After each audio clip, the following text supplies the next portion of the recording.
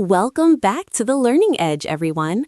I am so incredibly thrilled to be here with you for our 20th episode. Can you believe it, Mr. Saroon? 20 episodes of diving deep into how we teach and how we learn. It feels like just yesterday we were setting up these microphones for the very first time, Sushata. But today, the air feels different. There is a real sense of purpose in the studio because we are tackling something that has touched every single household over the last few years: curriculum design for online learning. It really has changed everything, hasn't it? I remember the early days of the shift to digital.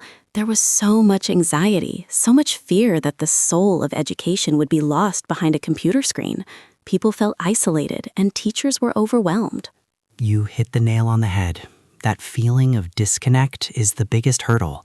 When we talk about curriculum design in a virtual space, we aren't just talking about uploading PDFs or recording long, dry lectures. We are talking about reimagining the heartbeat of the classroom.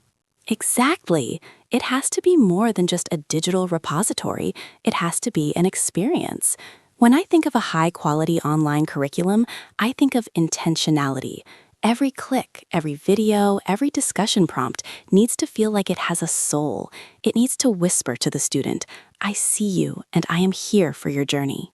That is a beautiful way to put it. Many educators ask me, where do I even start? And I always tell them to start with the why. We use the backwards design model, but we have to apply it with a lens of accessibility and human connection. It feels daunting at first, but when you see a student finally click during a synchronous session, it makes all that heavy lifting worth it. Oh, I know that click feeling. It is like a spark through the monitor. But let's talk about the structure. A common mistake is trying to mimic a 6-hour school day online. That is exhausting for everyone. How do we design for flow instead of fatigue? We have to embrace micro-learning. Break it down. If a video is longer than 7 minutes, you've lost them. The curriculum should feel like a series of small victories. Imagine a student finishing a small module and feeling that rush of dopamine. I did it. I understood that. That is how you build momentum in a digital environment. It is about pacing. And what about the feeling of community? I have seen online courses that feel like a lonely desert. How do we design togetherness into the syllabus? By designing for interaction, not just consumption, we need to create spaces where students can fail safely. Peer reviews, collaborative digital whiteboards, and even just informal coffee chat forums.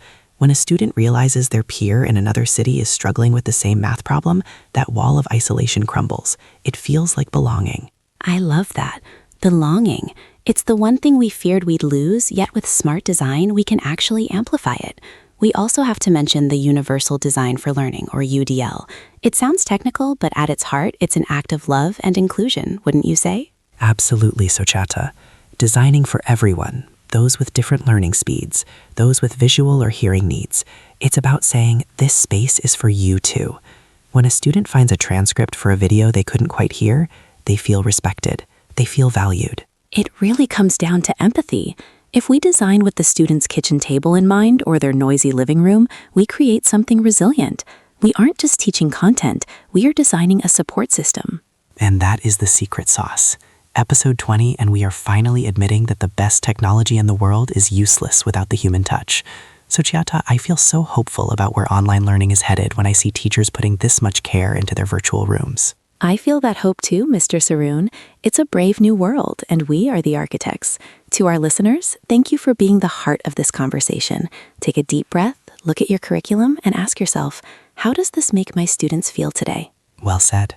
Until next time, keep learning and keep caring. Cheerful studio outro music swells. Goodbye, everyone. We will see you in episode 21.